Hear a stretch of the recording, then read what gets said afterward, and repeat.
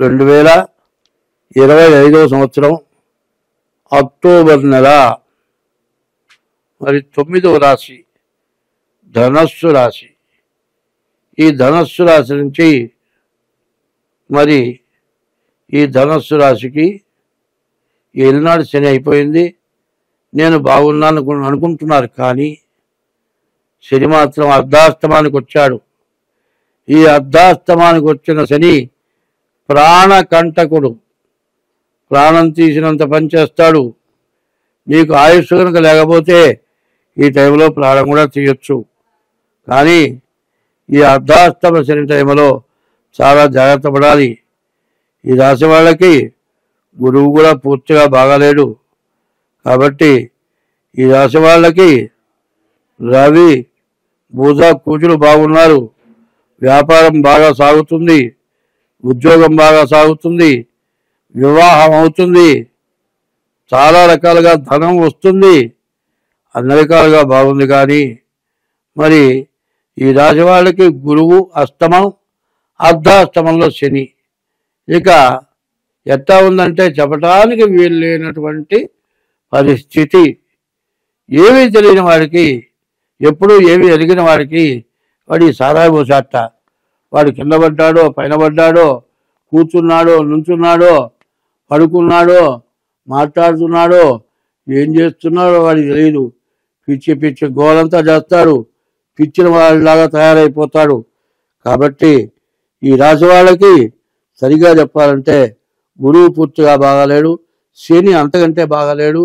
ముందు శనికి 19,000 జపం, నల్ల నువ్వుల దానం, గురువుకి 16,000 జపం, శనగల దానం ఇచ్చుకోవటమే కాక మీ డేట్ ఆఫ్ బర్త్ ద్వారా మీ జాతకం చూపించుకోవటం చాలా అవసరం. ఈ ధనుర్మీనాలకి అధిపతి అయినటువంటి గురువు అష్టమంలో ఉండటం చాలా కష్టదాయకం. అష్టమి నవములు కష్టపు దినములు అన్నారు. అట్లాగే ఈ ధనస్సు రాశికి అధిపతి గురువు. ఆ గురువు అష్టమంలో ఉంటే ఎవరు బాగు చేయలేరు. కాబట్టి ముందు జాతకరీత్యా చూసుకోవడమే కాక మీరు మీ ప్రవర్తన జాగ్రత్తగా పెట్టుకోండి. ఎక్కడ తప్పటడుగు వేయకుండా మంచిగా బతకడానికి మార్గం చూసుకోండి.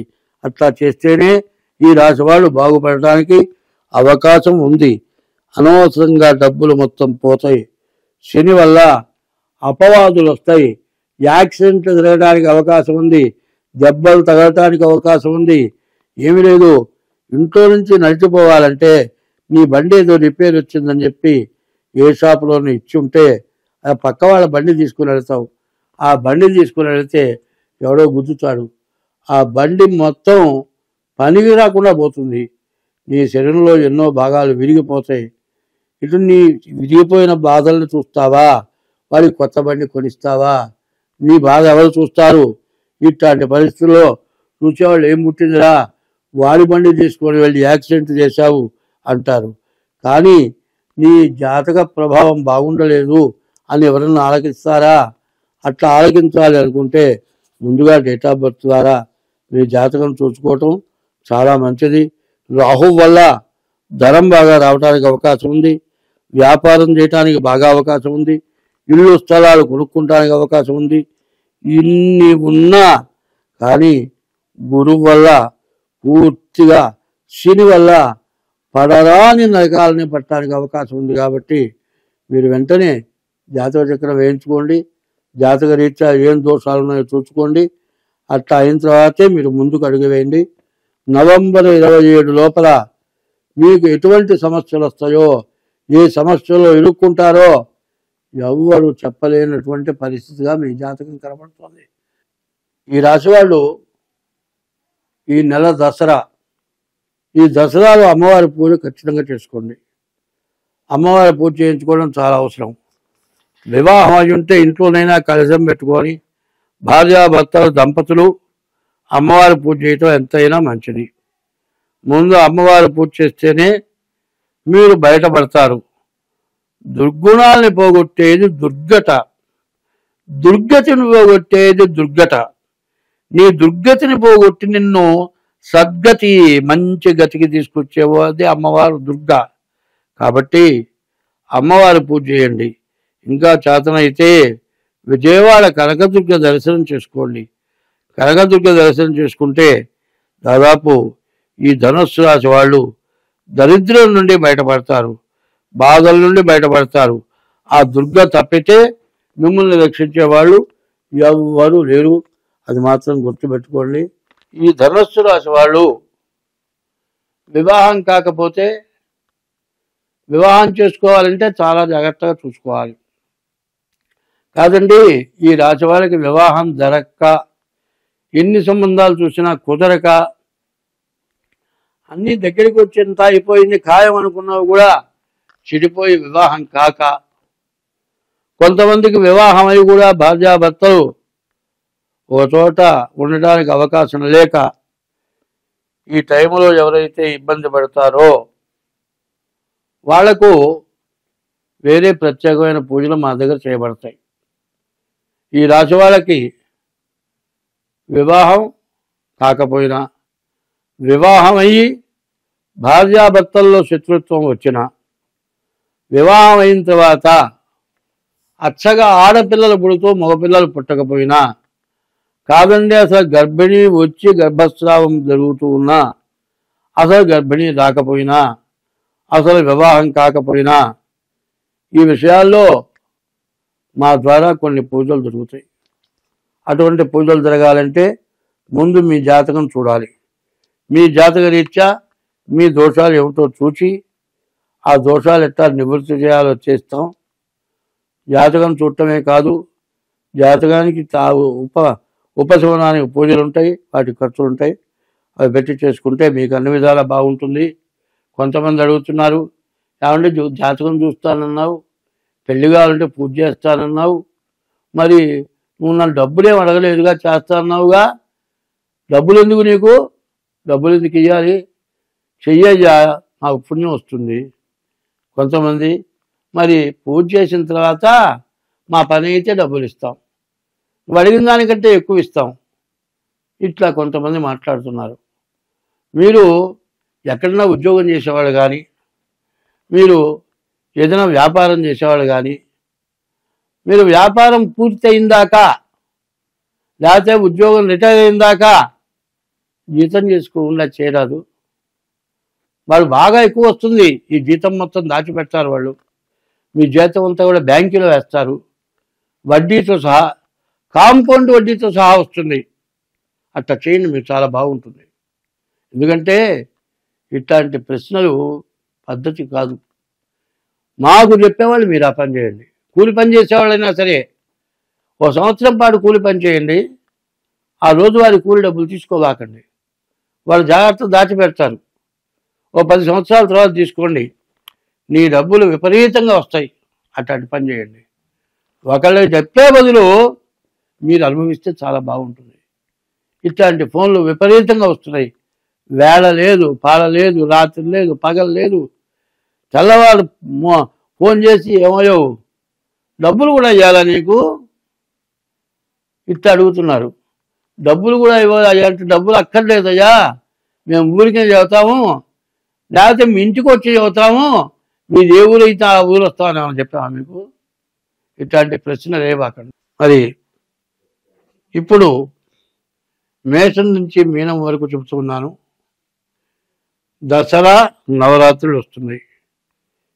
నవరాత్రులు నవగ్రహాలు, శరీరంలో నవరంధ్రాలు, ఇవన్నీ కూడా ఈ 9 చాలా ప్రత్యేకమైనవి. అమ్మలగన్నయమ్మ మూలమ్మల మూలపుటమ్మ చాలా పెద్దమ్మ అని అమ్మవారిని మించిన తల్లి ఇంకొకరు లేరు. కాబట్టి అమ్మవారి పూజ చేయించుకోండి. అమ్మవారి పూజ అంటే దసరా నవరాత్రులలోనే అమ్మవారి పూజ చేయించుకోవాలి. తర్వాత ఇప్పుడు కూడా రక్తవర్ణాన్ని కోరుతుంది, అంతేగాని బలి ఇవ్వమని కోరటం లేదు ఆమె. బలి ఇవ్వటానికి దానికి తగిన శాక్తేయం అనే పూజలు ఉన్నాయి. ఆ శాక్తేయం చేసేవాళ్ళు బలి ఇస్తారు. దసరా నవరాత్రులలో శివాలయంలో అమ్మవారి పూజ చేసిన చోట ఏ బలి ఇవ్వకూడదు. కనీసం కోడిని కూడా తీసుకొని ప్రదక్షిణం చేసి దాన్ని ఇంటికి తీసుకెళ్ళకూడదు. ఇట్లా చేసినట్లయితే దసరా నవరాత్రులు 10 రోజులు చేసిన పూజ మొత్తం ఈ హింసతో జీవ హింసతోటి మీ పుణ్యమంతా పోతుంది. కాబట్టి దసరా నవరాత్రులు తర్వాత చివరికి దీపావళి పండుగ వస్తుంది. దీపావళిని దానికి అర్థం ఏంటంటే నరకాసురుడు అనేటువంటి రాక్షసుని అమ్మవారు సంహరించింది. ఆ నరకాసురుడిని సంహరించినందువల్ల ఆ నరకాసురుడు ఒక బ్రాహ్మణ్ణి, ఒక గొర్రె పొట్టేల్ని, ఒక మేక పొట్టేల్ని, తర్వాత ఒక బండెడు అన్నం, ఇట్లా విపరీతమైన ఆహారం రోజుకొకళ్ళు బలి ఆ విధంగా తింటూ ఉంటే అప్పుడు కృష్ణ పరమాత్మని కోరుకుంటే అప్పుడు ఆ నరకాసురుణ్ణి మరి కృష్ణ పరమాత్మ యుద్ధం చేసినప్పుడు ఆ అమ్మవారు కోరిక కోరింది. మరి యుద్ధంలో బండి చక్రవాగితే వేలు పెట్టి నడిపింది. నీ కోరిక తీరుస్తానన్నాడు. ఆ కోరిక ప్రకారం ఆ నరకాసురుడిని రాక్షసుడిని సంహరించడానికి నాకు అవకాశం ఇవ్వమని అడిగితే ఆ అమ్మవారు నరకాసురుడిని సంహరించింది. ఈ దసరా నవరాత్రులు పూజ చేసుకొని దీపావళి రోజున నరకాసురుడిని తగలబెట్టి మరి దీపాలు వెలిగించుకొని అందరం దీపం ఎందుకంటే మోక్ష మార్గం కాబట్టి మన పాపాలని నశించిపోవటానికి దీపం జ్యోతి పరబ్రహ్మం, దీపం జ్యోతి పరాయణం, దీపేనా హరదే పాపం, సంధ్యాదీపం సరస్వతి అని ఆ దీపాలు వెలిగించుకొని మన పాపాలని తొలగింప చేసుకుంటానికి పార్వతి అమ్మవారు పరమేశ్వరుడు మనకిచ్చినటువంటి అవకాశం. అటువంటి అవకాశాన్ని అందరూ కూడా సద్వినియోగం చేసుకొని అమ్మవారిని పూజించి దీపావళికి నరకాసురుడిని పూజించి నరకాసుర సంహారం, నరకాసురుడు బొమ్మ తగలబెట్టి మరి తర్వాత దీపావళి మందులు కాల్చడం దీపావళి కాదు, విపరీతమైన మందులు కాల్చుకొని చేతులు తగలబెట్టుకొని ఈ మందులు కాల్చే షాపు మీద ఏ అవాయో పడి మందులు తగలబడిపోయి జనం చచ్చిపోయి ప్రమాదాలు జరుగుతున్నాయి. అటువంటి ప్రమాదకరమైన పనులు కాదు. ఇంటి నిండా ఎన్ని దీపాలైనా పెట్టండి, అది దీపోత్సవం అంటారు. అటువంటి దీపోత్సవం అమావాస్య నుండి కార్తీక మాసం నెల మొత్తం ప్రతిరోజు దీపం వెలిగిస్తాం. ఆ దీపం వెలిగించి మరి అమ్మవారిని ఈశ్వరుని పూజిస్తాం. మన దోషాలని పోవటానికి దసరాలు అమ్మవారి పూజ, దీపావళి రోజున అమ్మవారి పూజ, కార్తీక మాసం ఈశ్వరుడు అమ్మవారి పూజ. ఇది చేస్తే మన దోషాలను కూడా నివృత్తి అవుతాయి. అందరం బాగుంటాము. స్వస్తి.